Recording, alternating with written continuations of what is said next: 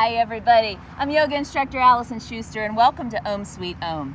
Today we are talking to Wendy Fagan, the director of ENVISION Blind Sports. Hi Wendy. Hey, how are you today? I am doing great. Welcome to the show. Thank you for having us. I've got to tell you how this all started because I had the opportunity to volunteer with ENVISION Blind Sports and I was so amazed by your organization and everything that you do that I had to have you on, had to meet you, had to find out more, and I want to make sure all of our viewers know a little bit more about it. But we're going to start by just talking about what is ENVISION Blind Sports. What do you do? ENVISION Blind Sports is a nonprofit organization whose focus is to provide physical activity and sport opportunities for individuals of all ages who are blind or visually impaired so that they can live a healthier lifestyle and just have a lifelong wellness. A lot of people are going to ask, what do they do? Do they actually do sports? How does this work? I think you need to ask what don't they do. The answer would be way shorter, but if we're looking at what do they do, it's ridiculous. You just have to think that they can do everything that you can do except see. So really the sky's the limit because there's all types of, there's easy modifications, there's some that are more complicated, but this past week we did 24 different sports, and that's not even counting the 6 individual sports of track and field. So really we're getting to the point where there's not a sport that we can't at least try, adapt, and educate them on, as well as have them actively participate in. It used to be that sports that had balls that flew through the air, we're like, oh, we're not going to try those, but now we even try those. So it's endless, the opportunities they have. Just because you're blind doesn't mean that you can't be physically active.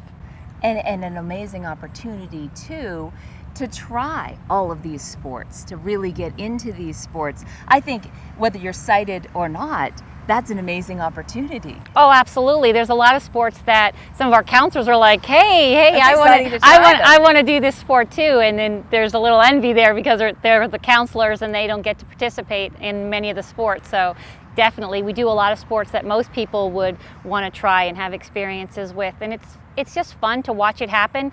And the goal of our program is to expose people who are blind or visually impaired to all their opportunities, and then for the ones that they really gravitate toward, give them additional opportunities to grow in that sport. We all have to find, you are obviously passionate about yoga, you love yoga, and we all have to find what we're passionate about. And the same thing for individuals that don't even know what opportunities are there.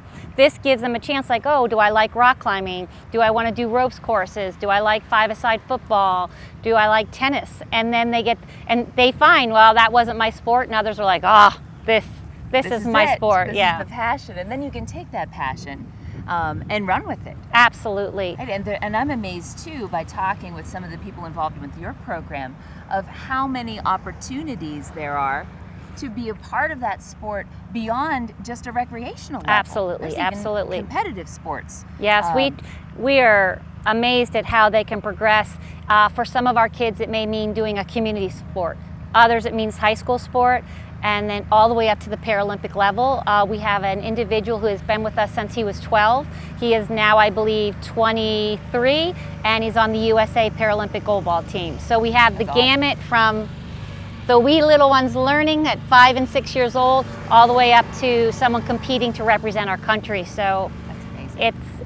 It's such a wide range, and it fits everyone's individual needs and what they want to do. We have a young gentleman out in Colorado Springs right now that was just at camp, turned around, repacked, and he's being trained in Colorado Springs. He wants to be a long distance runner. Oh, that's awesome. Now, ENVISION Blind Sports is a nonprofit. Correct. Right? So I know that putting these camps together, putting the events that you have through the year, it takes a lot of donations and a lot of help to make all of this happen. Tell us a little bit about that end, because I know that's important to you as well. It's the part that's the hardest for me. I'm a physical activity-based person. I love to run programming, but when you want to run these programs, you have to take on the financial aspect. We believe that if families can help us, we ask for small stipends, but mostly we try to help them by making the cost a little less or not at all, depending on the activity. So we really depend on our donors. Right. And we have a lot of different ways that people have given. For instance, we've gotten grants from people like the Penn's Foundation and the Foreseeable Future Foundation and people like that. We have a great relationship with the Lions of Pennsylvania as well as some other Lions groups, because their main source of donation usually goes to individuals that are blind and visually impaired. We host a gala at the Grove City Country Club, who's also been a huge supporter for us. They host it at their club, as well as hosting golf at their club for our kids during camp. And we encourage people to find out about that and come. We're looking for sponsorships. We're looking for people to come to the event. We're looking for donations for baskets and things to auction off. And that's like a huge one for us too. And then we do smaller events, like we will be participating in the Tough Mudder for the 3rd year in a row, and we use that as a fundraiser. Awesome event. So if you want to come do the Tough Mudder with us, we would love that. I know a lot of our viewers are involved, so they would love to do that. We'd love to have people come and do the Tough Mudder to help us raise money for our program. It's a neat opportunity. We also bring some of our athletes with us. They do it with us, and it's not one of our huge fundraisers, but it's one of our more exciting fundraisers.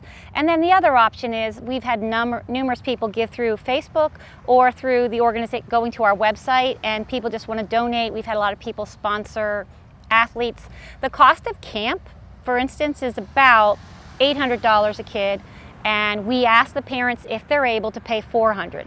Many of them get sponsorship for that $400 through Lions, through other organizations. We raise the money to pay the balance, and that's with none of our counselors getting paid. So this whole organization is based on these core volunteers that come to us like you and help us run these sports. Our wrestling coaches, our judo coaches, our five-a-side coaches. I could go on and on of people that just are willing to help the organization. So we look for all kinds of help from a volunteer perspective, as well as, of course, we greatly appreciate all the financial support from $5 to $20,000. We take everything in between too. And a lot of support here from SRU with volunteers and Absolutely. people involved in the program. Yes. And with some of their facilities as well, which is why we're here today. Absolutely. We have a great relationship with Slippery Rock University. I'm a professor here, and we work in the Adaptive Physical Activity program.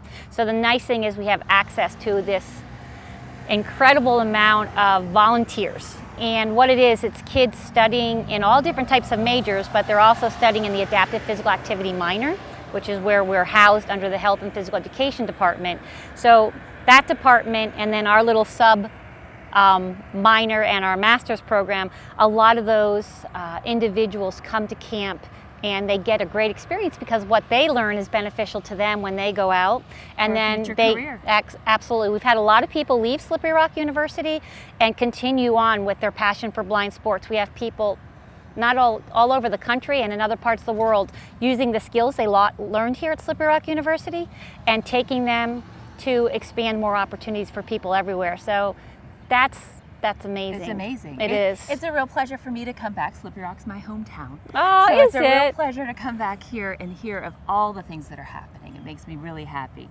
Wendy, thank you for joining us. We are going to stay tuned and talk to one of your program directors because we want to hear about camp and what goes on at camp. So we'll be back in a minute and we're going to talk to Jillian. Thank you for having us. Hey, we're back. And we're talking with Jillian Stringfellow, one of the program directors of the ENVISION Blind Sports Summer Camp. Now, this was what I was a part of, right? So I got to meet you on camp day, and we took the kids out paddleboarding, which I got to tell you, on the ride there, I was a little nervous. I'm like, I don't know how this is going to work.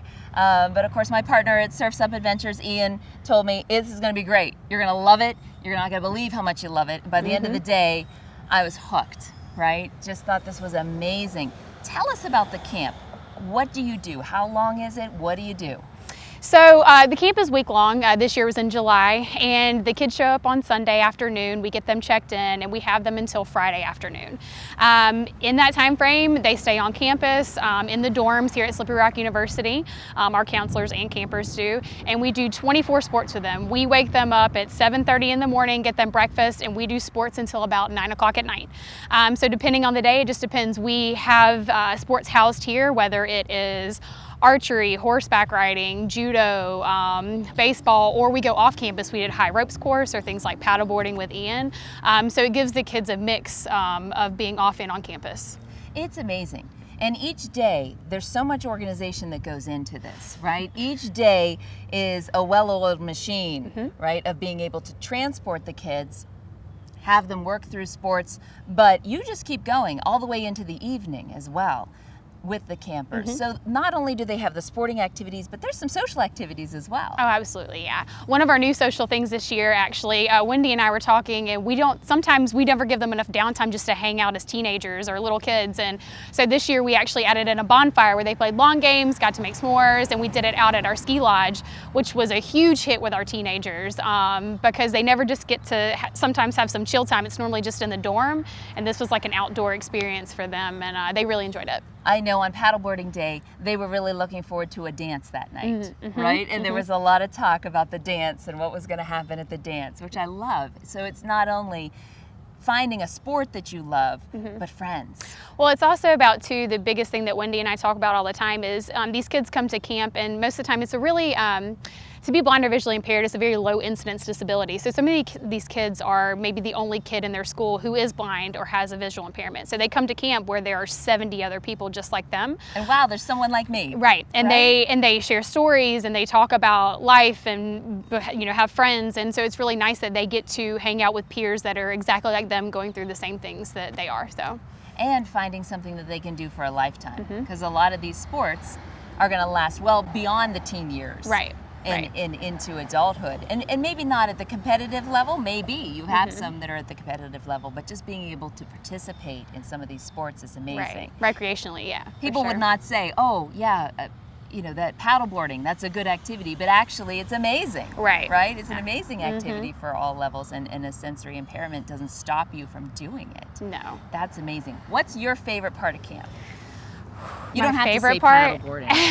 I already know that's I was going to say, favorites, right? I know I gave a lot of talk the day we were out there, but I definitely wasn't lying when I told you and Ian that going out to Marine State Park and doing paddleboarding, kayaking, canoeing, and swimming is our favorite day. I mean, it's my favorite day. It's the counselors' favorite day. Some of our counselors have never even gotten to paddleboard before, so they're just as excited as the kids are. And I think I was telling you too, like some of our kids, we have a lot of returners, but we had a lot of new ones this year that came to camp.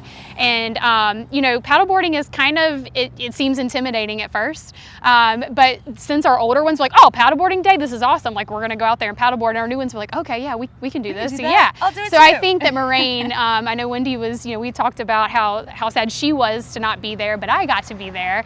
And it's just really a joy to be out on the water and a new experience for them. Yeah.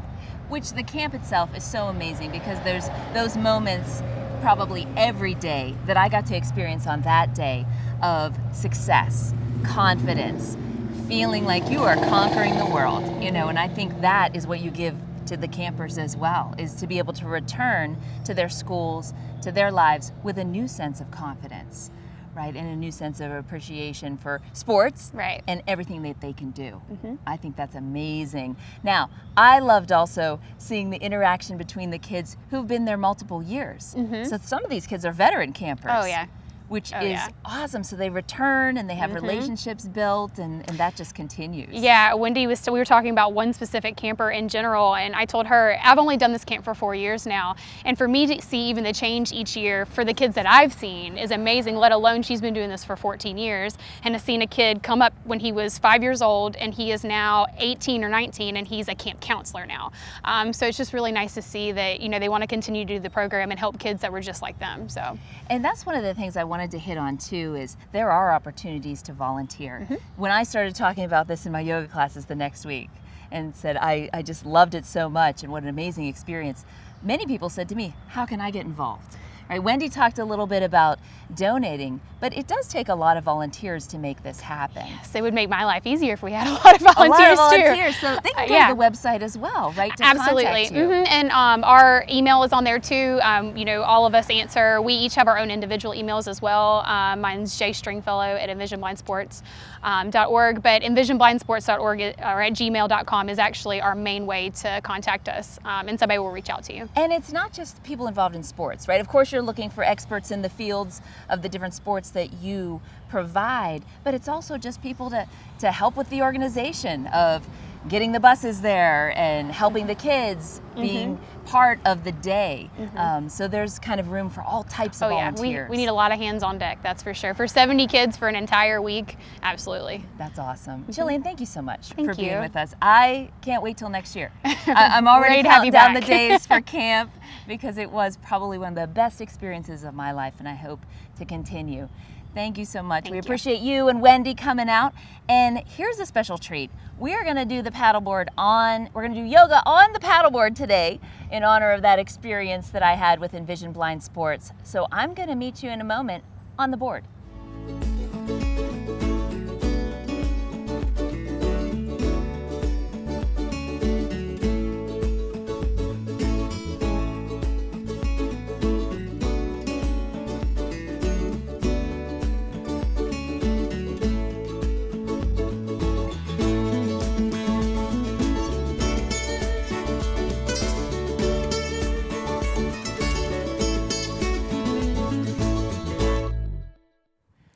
Hi everybody, welcome back.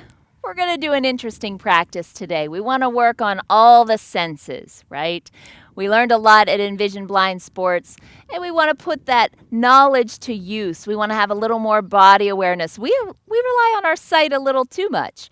And in yoga, we've got to be aware of all those muscle groups. So we're going to try a couple poses today and see if we can create those engagements, create that body awareness, make our practice a little bit stronger. Now, this is one of my favorite practices on the paddleboard. I love to teach stand-up paddleboard and stand-up paddleboard yoga. So this is a perfect place to engage a little more, because if I don't engage those muscles, if I don't know where I am in space, I'm going in the water. But even at home, I want to talk you through these poses so that you can engage your body a little more, have a little more body awareness. So what we're going to do first is just bring it to hands and knees. So go ahead and find your mat. I want you to feel the mat beneath you. That's step one, just bringing ourselves to our practice. Feel the mat beneath your hands. Right, press away from the mat. You can take that little cat-cow if you like. Bring it back to center. Now, let's try to extend the right leg. Nice little cat stretch balance. Maybe that left hand comes forward. Maybe it goes all the way up. Take a deep breath in. We're going to center that weight. Draw the belly button in. Really reach. Then bring it back down. Nice job. Take that left foot, extend it back. Then maybe you come to the right fingertips. Maybe you reach that arm up. Nice deep breath in. Lift, lengthen, big reach. Then bring it back down. Nice job. Maybe that little press back to child's pose. Reach the arms out as far as you can. Anytime we're floating in a pose, whether it's literally floating, or just maybe unstable on our mat, bring it back down to a grounding pose. So maybe child's pose, maybe crocodile, drop the head. See if you can bring the body back, center it, ground it to the mat. Now, let's take our first inversion. We're going to still press into the mat, tuck those toes underneath behind you, press it all the way up, little down dog. Now, the best part about down dog is seeing the world upside down. I love it when the water becomes the sky and the sky becomes the water. We take a nice deep breath in, and then we exhale. Press the heels back. Another one, nice deep breath. See if you can really press into those hands. Lift the hips. Nice down dog. Then I'm just going to gaze between the two hands. Walk my feet up, hands to the feet, bring it all the way up to standing. Now, I'm going to widen out that stance today. You widen it out on your mat, I'm widening it out on the board, gives me a little more stability on a board. We're going to work with tree, finding those engagements in tree. Now, a lot of times in tree, we're just focused on getting the leg up nice and high. That's our goal. This time in tree, we're going to try and see if we can even out the weight. pressing into those 2 feet. So bring those hands to heart center. Pop the right toes. Now, you instantly want to shift left. Can you even it out? Press equally down through those feet. Press the palms together. Maybe those arms go all the way up. Take a deep breath in. Leave the feet attached to the mat. Really reach. See if you can engage the belly. Feel where you are in space. Nice deep breath. And bring those hands back to heart center. Let's try the other side. So I'm just going to shift the weight. I'm going to pop those left toes. Bring those hands to heart center. Same thing. You feel that energy rise up the legs. Draw the sides of the belly together. Let it flow through the chest, the neck, the jaw. We're going to reach with the crown of the head. Take those arms all the way up. Nice deep breath in. Little lift, some length in the spine. Big deep breath in, reach. And then bring those hands back down. Heart center. Now, let's see if we can take some of that stability into our lunges, which is a little bit more difficult, right? Little unstable pose. Go ahead and bring the right leg forward, left leg back. Drop the left knee down. Now, I'm keeping the right knee above the right ankle. On the board, I've got to widen out that lunge. You can do that on your mat too. Creates a little more stability. Press through the big toe mound of the feet. Maybe I come up on the fingertips. Can you gaze forward? Maybe I bring that hand to the thigh. Maybe I bring the other hand to the thigh. Maybe I take those arms all the way overhead. Nice deep breath. Lift. Lengthen the spine. Press into those feet. Big reach. Bring those hands back down. Now, if I want the full lunge, I just tuck those toes underneath. Bring it into the full lunge. Now, maybe this time, leave that left hand attached. Take that right arm out. Little airplane wing. Just draw the belly in. Can you keep it there? I'm drawing that right thigh into the chest. Lifting the left thigh up. Nice deep breath. And then let's bring it back down. Let's switch legs. Now, little grounding pose. Press back to child's pose. Nice deep breath. Bring it back up. Use that transition to give you that little grounding break so that the next one is just as strong. We're going to bring the left foot through. Come up on the fingertips. Lift the chest. Gaze forward. Maybe that left hand comes to the thigh. Maybe right hand comes to the thigh. Maybe those arms go all the way overhead. Nice deep breath in. Lift. Lengthen the spine. Reach it up. And then bring those hands back. Tuck the toes underneath if you want that full lunge. Draw that left knee into the chest. I'm on the right fingertips. Left arm goes out. Nice deep breath in. Using that exhale, bring the hand back down. Nice job. We're going to bring it to knees. Shift to the side. Take those legs out in front of you. Now, another great pose to engage all of those muscles. Feel that lift. Feel that sort of spatial awareness within the body. Is our upward facing plank. I want you to take those fingertips, face your backside. Draw the shoulder blades together. Go ahead and press into the feet. Maybe you start just with that little lift in the chest. Maybe you can press into those heels a little more. Begin to draw the belly button to the tailbone.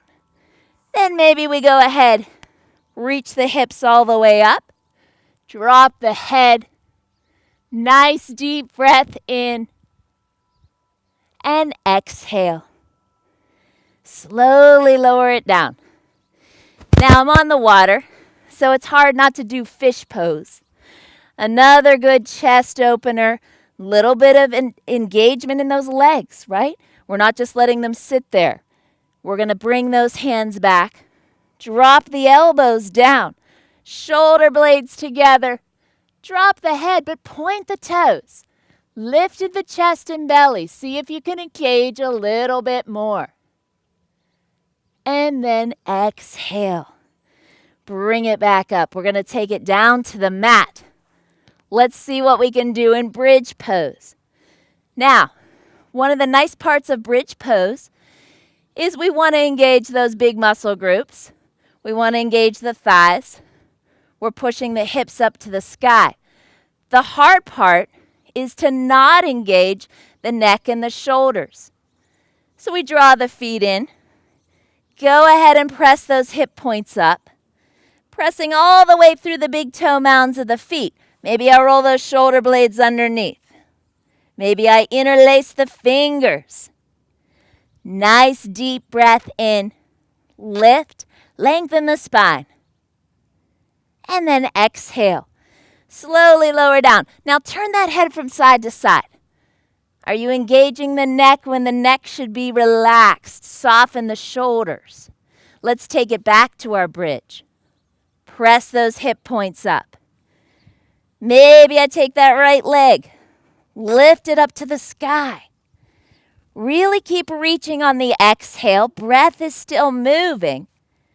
And bring it back down. Let's try the other side. Go ahead and press up. Maybe that left foot comes up to the sky. Nice deep breath in. And then exhale. Bring it back down. We're going to widen out those knees. Little windshield wiper from side to side. See if we can release a little bit. And bring it all the way up to seated. Now, that kind of a practice when we slow it down and we pay attention to what the body is doing. Pay attention to the movements. Maybe even engaging a little in the other senses, not just the sight, but we're outside. So we can smell the fresh air.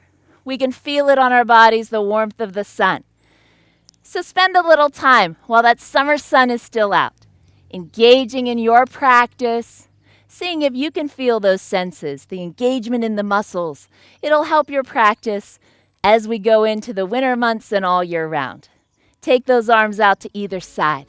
A nice deep breath in. Bring those hands to heart center. Find the light within you. Take it out into the world. Namaste.